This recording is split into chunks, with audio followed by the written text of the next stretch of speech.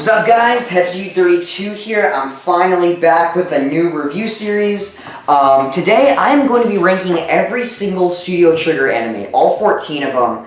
I've been working on this for a while, but yeah, with the upcoming studios projects, Cyberpunk Edgerunners and Gridman X Dynazenon, now is as good of enough of a time as any to get into Studio Trigger. And maybe if you're already into Studio Trigger, but you have only watched a show or two and you want to know what all the other shows are about, this is essentially just going to be a chill guide to my ranking of all the shows, how good they are, so you don't have to do the hours of research and watching all these shows like I have, Oh no, I was just about to say I watched it, so you don't have to.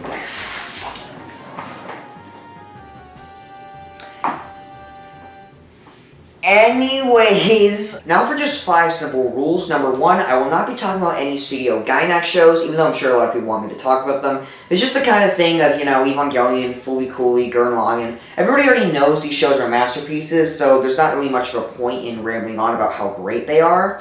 Number 2, I will not be discussing any short films, unless it's something like Little Academia where I have to talk about the short films. They're all pretty good, but nothing really noteworthy. We'd be here all day if we talked about all of them. Number 3, no manga or video game adaptations, just TV shows and movies.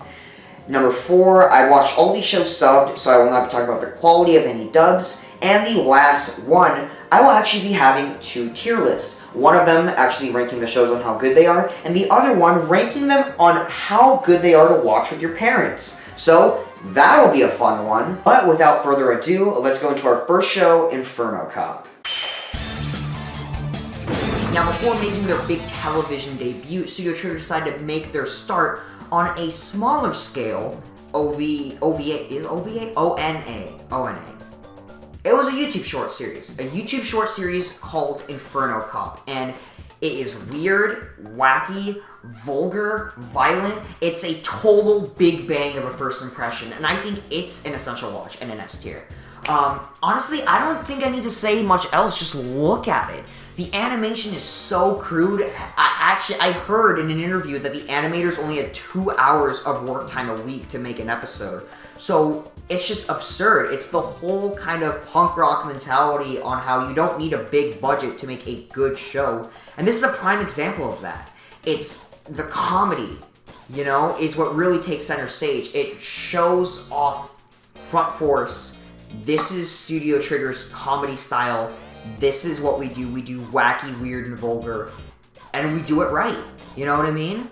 But you'll notice in this video that for shows I don't really like, I'll rant about them for a long time. But the shows I actually do like, I will talk about the least. And this is definitely 100% one of those cases. It's better for everyone to just go straight in with 0 expectations and to be blown away. I don't want to even spoil any of the plot. And at a runtime of 30 minutes and a watchability rate of on the same app you're watching this video on, there's no excuses for you not to watch it. Our first S tier, an anime essential. Now for the watchability, this is definitely the kind of show to watch with your friends. I could totally see my friends and hell, probably even my dad getting a kick out of the show, but my mom, I could never even fathom to think what my mom would think about this show. So yeah, not the safest choice for parents, but I could see my friends having a good time with the show. So for now, I'm just gonna put it in a C tier. I might move it up or down later, but I think C is pretty fair for now. Yay! Originally, I didn't care for the show, and I just told myself to sigh and get over with it as soon as possible. But I was actually pretty surprised at how good it was. Once again, the animation is crude. Hell, it's even more crude than Inferno Cop. It's hard to even classify it as animation. It's more like an animatic. But the plot is pretty touching. It's about a group of friends who are in their turning period of their lives from their late 20s going into their 30s and becoming old and not young anymore. And, just trying to live the rest of their time while they're still young. It's technically a slice of life show, but it's not bogged down with all the cliches that come with it. It's an actually fresh and original slice of life show. Now, I love this show, and I could probably rewatch it any day of the week, but I'm still just going to give it a C tier for now. And my main reason why is because of the show's runtime, at 7 episodes and only 30 minutes in length. Granted, Inferno Cop was the same exact length of 30 minutes, but that show had a lot more going on. It was a solid, hour and a half's worth of story crammed down to just 30 minutes. There was a lot of stuff happening in that show. Compared to here, it's just 7 short stories. It's half an hour long, you know. Is it enjoyable? Yes. If I have to rank these shows on just enjoyability, I put it right up there. It was very enjoyable. Objectively, is it very good? It's just okay. If this show was a full 13 episodes, make it like an hour and a half long, I could see this being an easy A tier. Hell, I could even see it being an S tier. But alas, you know, even though this show did not meet the critical or commercial success as Inferno Cop, it's still a great show, and at 30 minutes in length, it's just as worth watching. Now, the show is pretty harmless, and to be honest, you could probably watch it with your parents, no problem, as background noise. Except just avoid episode 2, though, that one has a few sex jokes. But yeah, my parents would probably just be confused. My sister might enjoy it, though, but I don't know. I guess I'll give it a C, but I don't know. I'd say just watch this one by yourself. Don't put this one on the family TV. Now we go into Trigger's first legitimate series, the one that everyone has seen and everyone has remembered. And if you're like one of the 2 people on planet Earth that has not heard of this show, it's a masterpiece. There's honestly not that much more to it. It's just a masterpiece. And, you know, this was the first Trigger show I watched, just like many other people. I saw it back in January 2020 because just the style, the look of it just captivated me. And after watching the show, I fell in love with everything about Studio Trigger, and I just told myself, I need more of this style, and I need to watch everything that the studio has put out. And if you've seen the show for yourself, you understand that sentiment. The characters are lovable, the writing is quick-witted and fun, and the simple story and its pacing is as fast-paced as its gorgeous action scenes. From the iconic first scene of Ryoko taking a bite of a lemon, all the way to its last moments, Kill la Kill had me glued to my screen in awe of its spectacle, unlike any other anime before. I guess what I'm trying to say is that it's my kind of show. If I had to write an anime, this would be the kind of show I would make, and if you've seen a lot of criticism of Kill la Kill in the past, it's from people who, in my opinion, aren't the show's target audience. The people that wouldn't understand a show like Kill la Kill like I would. I admit that Studio Trigger's trademark style is an acquired taste. It's very different from most other studios. But I still find it to be an essential watch for any anime fan so that they can form their own opinions on Trigger's divisive love it or hate it style, regardless if the opinions are good or bad. So I just put it in the highest S tier. I don't give a shit if people think the show has flaws or whatever. In my book, it's a 10 out of 10, regardless of whatever flaws it might have. Alright, now for Kill la Kill's watchability. No, just no. Do not watch this show with anybody. In fact, I have no idea why we do not have an F tier, but I'm making one right now. I have no idea why we don't have one. Don't do it. Do not do it. Not your parents, not even your friends. You can't even trust your friends these days. Who can you trust? Nobody. Don't do it. It's no. From my favorite Trigger show, we go down to my least favorite. When supernatural battles became commonplace, by the promo poster and the long-ass fucking name, you already know exactly what kind of show this is. And it's a best girl show. And if you know me, I absolutely hate this genre. I do not like best girl shows, but at least compared to other best girl shows, this one was watchable. I could watch all 12 episodes of this, you know, it was watchable. I'd say that's a compliment. But look, my main gripe with this show is that Trigger is known for writing their own shows. And if it's an already existing property, they at least, you know, spice it up and make it their own. But this is their only show that's just a straight manga adaptation, so it's hard for me to even compare it to their other works if it isn't even their original story. But what pisses me off the most is that in both the US and Japanese names for the show, it says battle in the name, yet there's no action in the entire show. And coming off from Kill la Kill, I expected the show to have, you know, battles, like it says in the title. There's like one fight at the beginning of the show, and there's one in like the last episode, and then the entire middle is just people standing around and talking about who they want to fuck first. But here's the thing, that fight at the last episode was actually kinda good. At the end, I was actually kind of enjoying the show. because they were all like, you know, everything, the whole story felt like it was actually picking up and starting to go somewhere. And they started hinting at a so-called Great War, that a Great War was about to happen. And then everything cuts to black and the show ends on a cliffhanger without a Great War. It's soon that I learned that I'm supposed to read the manga to find out what happens next. I'm here to watch an anime adaptation so that I don't have to read a stupid book. Who the hell reads children's books? Not me. I watch children's television, okay? I'm a real big boy, okay? So it just sucks. Because a Great War sounds awesome. But I will never see this Great War because I don't have the attention span to read a book. It's like, here's the thing, you know what I mean? Even back in Trigger's Gainax days, everybody already knew that Trigger was the kind of production studio that would only make one season of a show and never continue. That's how they've always rolled. So then why would they set up a second season if they had no chances and no plans to follow up on it? If you're like me and you're coming into the show after watching those other 3 shows, wanting the fast-paced action of Kill la Kill, or the bizarre comedy of Inferno Cop, or hell, even Kill la Kill's absurdist nudity, you won't find it here. If you look at Ino Battle on its own, completely disconnected from Trigger, it's actually not that bad. I'm sure you've heard of the show, you know, the famous I Just Don't Understand You scene, which is just a masterwork of voice acting. Like, the show definitely has its memorable moments, and it isn't completely devoid of charm. I can sit here and tell you that Ino Battle is a good show. But when it comes to Studio Trigger, a studio with just such a hallmark of top quality, with masterpieces and some of the most beloved shows in the history of the whole medium, being just good isn't enough, which is why it gets a C tier, which is still pretty good compared to other studios. Now, as for watchability, no. Why would you do this? Okay, just because this show does not have the absurdist nudity that Kill la Kill has, doesn't mean that it's still not wrong. It's a best girl show. Why would you want to watch this with anybody? Let alone the family TV, like, what is wrong with you? My whole thing is that just because there is nothing wrong in it, does not mean that it is still morally correct to do so. D, don't... I'd want to put it in F, but it's not as bad as Kill la Kill, but still, just don't do it. You're disgusting if you do. Ninja Slayer is the anti-Ino Battle. Now, this is a show based off of a manga like Ino Battle, but it's a whole other style that suits Studio Trigger much better.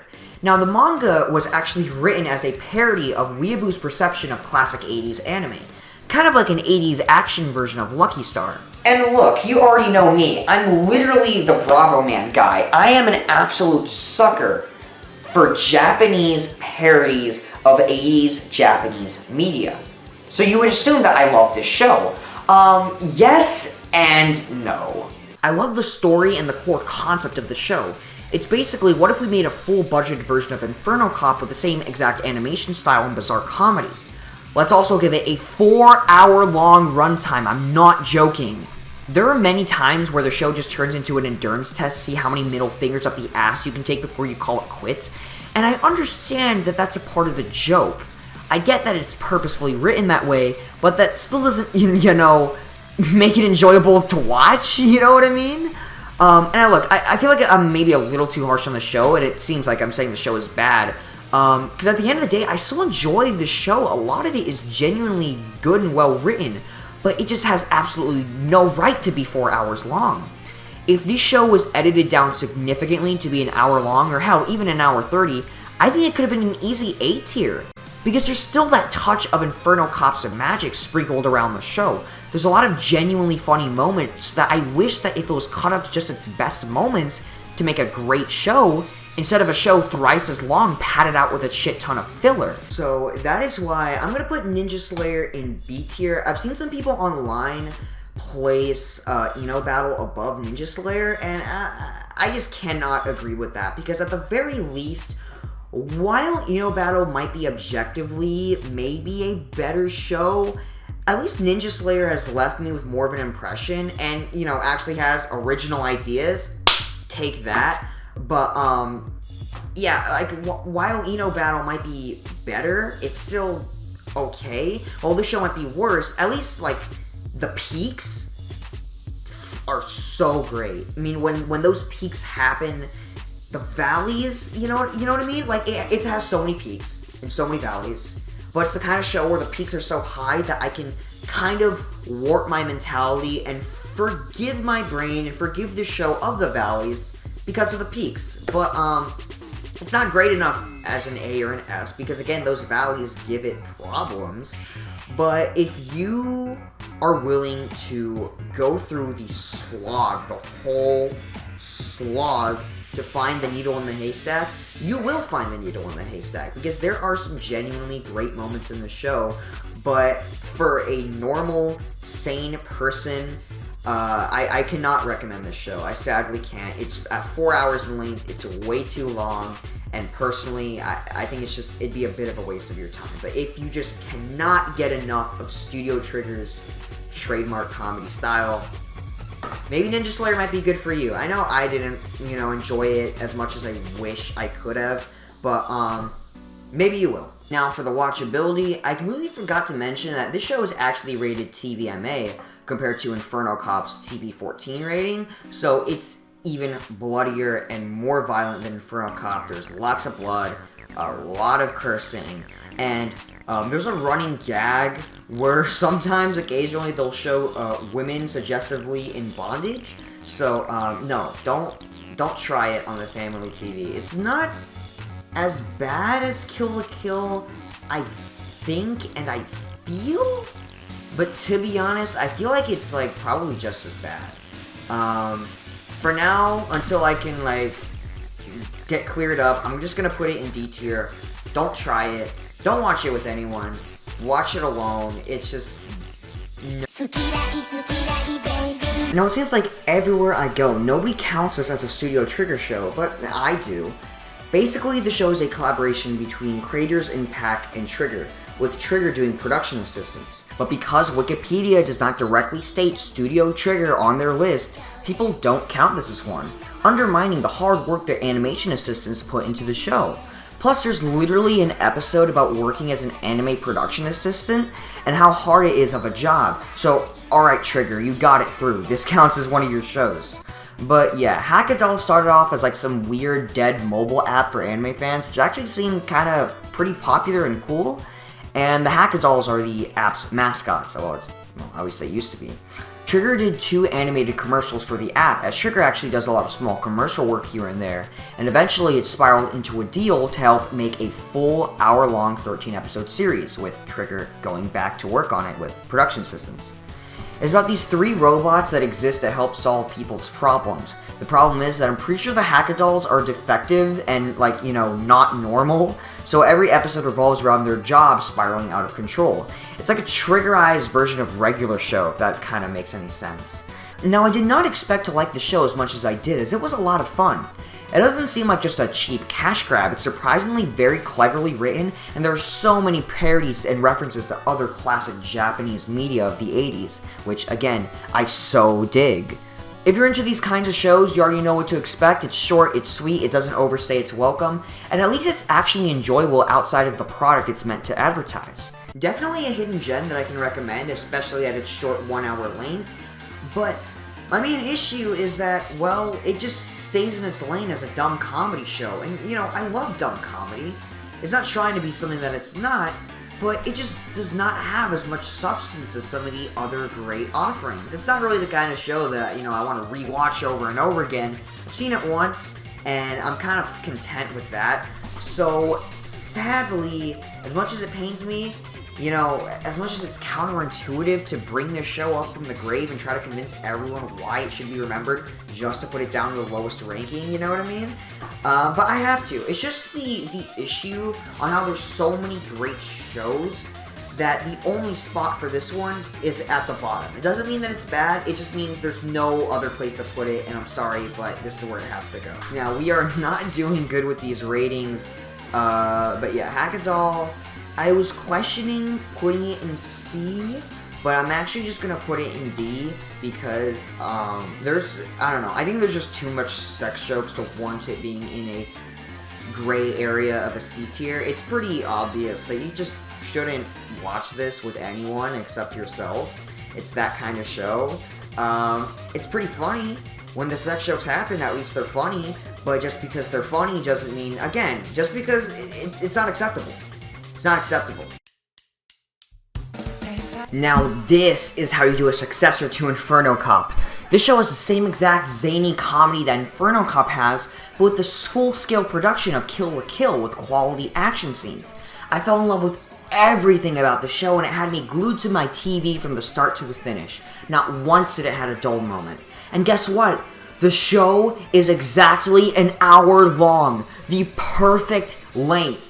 It's like Trigger took everything they learned from all their other miniseries to make the perfect show. Plus, I have to mention that the show has a shit ton of references to other Trigger shows sprinkled throughout the series, because this was Trigger's 5-year anniversary project. And just looking at this as a loving celebration of everything about Studio Trigger, it works.